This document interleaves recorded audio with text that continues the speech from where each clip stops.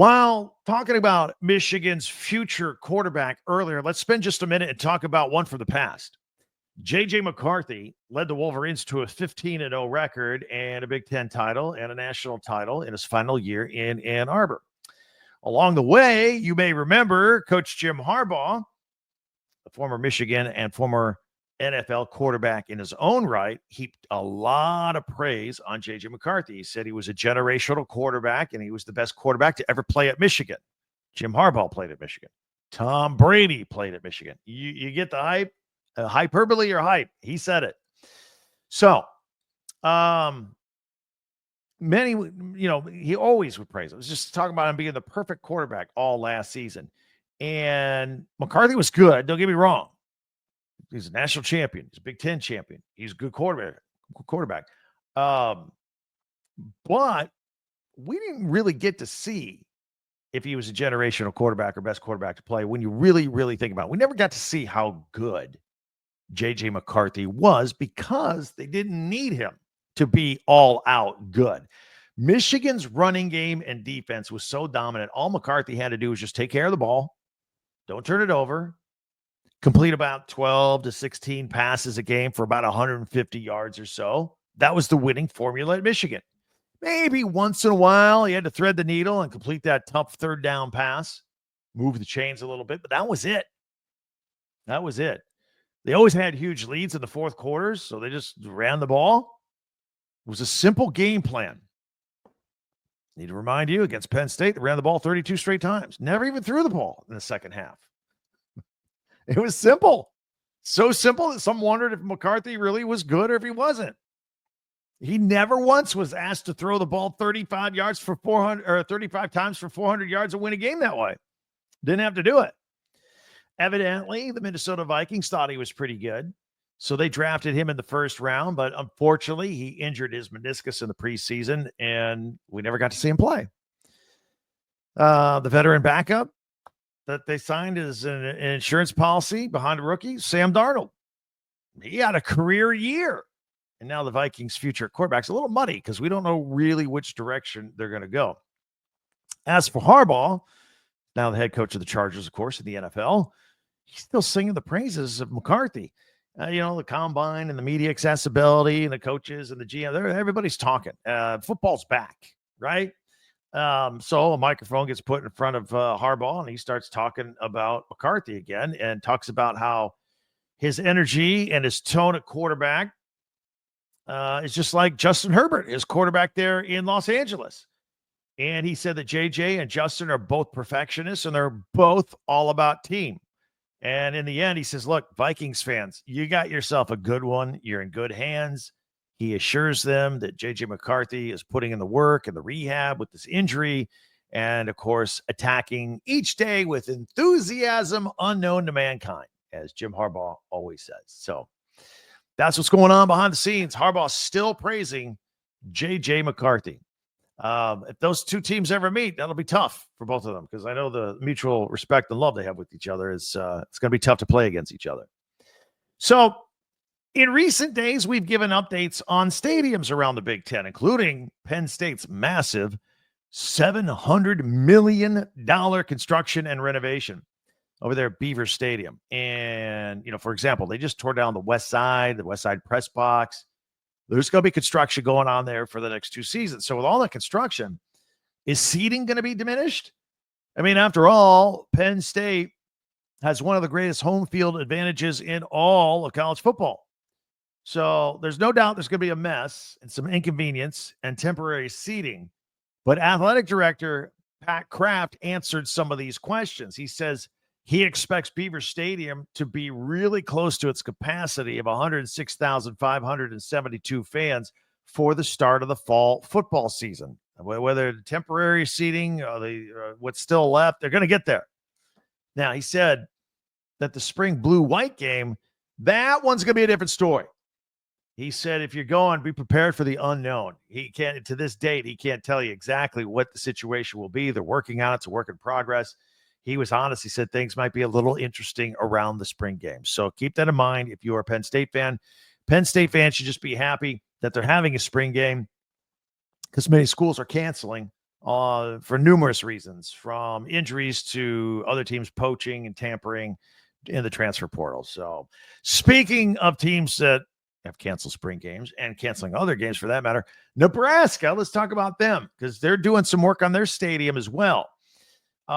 Nebraska unveiled an update on the renovations there at Memorial Stadium, and these are the same renovations that were blamed as part of the reason why they canceled the Tennessee home and home series, which a lot of people were unhappy about last week. But the Huskers athletic director, Troy Dannon, he showed everybody and the media a new field design. So they're going to have red end zones and black team boxes. And he says he feels that this look is going to add like an intimidating factor to visiting teams that's been a little bit lacking before. And, of course, the turf, going to natural turf, will be a solid green color. Won't have that variance, darker, lighter every 5 yards. Because, again, going to natural grass in 2026, that's a switch from artificial turf, which they've been using since the 1970s out there. Dannon feels that in the past, that home field advantage and that color scheme and the red in your face, he says, has been underutilized, and he doesn't understand why. So now they're all in. It's going to look sharp. It's going to look really sharp there. I think it's already a big, intimidating location with those diehard fans there. You go making the place looking a little more spiffy. People are really going to enjoy that. All right, we're a day late doing this, but I want to do it. Our players of the week around the Big Ten. Start with men's basketball. Nate Biddle, Oregon, 7-footer, scored double-doubles and wins over Rutgers and Iowa. Had a game-high 23 points and 6 in overtime as the Ducks had that big overtime win, 77-73 over 11th-ranked Wisconsin. This is his first player of the week honor. And then freshman of the week goes to Jace Richardson of Michigan State.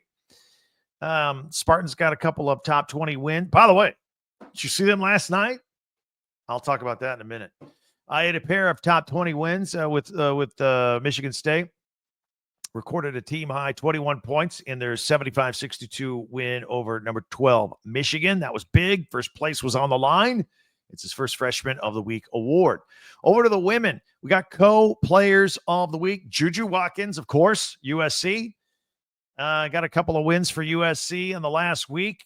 22nd ranked Michigan State and number 25 Illinois. So there'll be a couple of ranked teams. She had 28 points, 8 rebounds, 3 blocks, 3 steals, 3 assists against the Spartans. What a great just stat filler just right there on the box score. Had 22 points, 5 rebounds, and 4 blocks and 3 assists versus Illinois. It was a perfect 10 for 10 from the line in that game and moved up 2 spots in USC's career list. And ranked 11th all-time with 1,574 career points, surpassing Cynthia Cooper.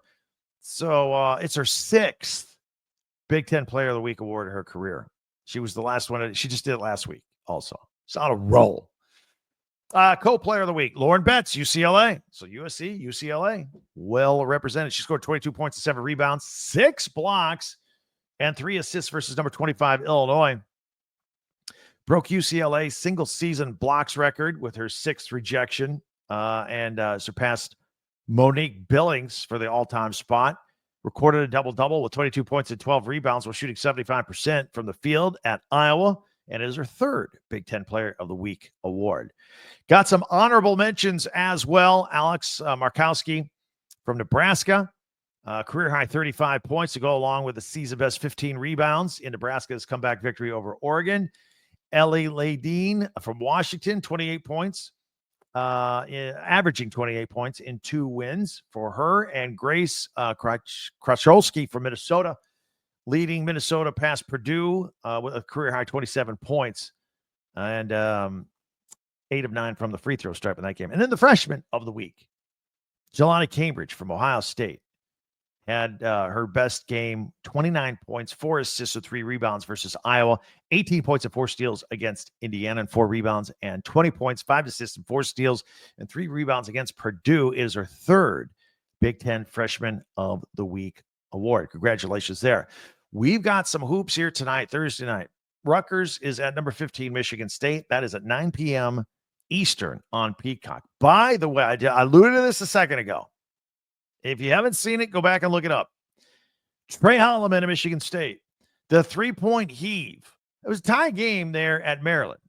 A couple of ranked teams going at it. Maryland, it was tied 55.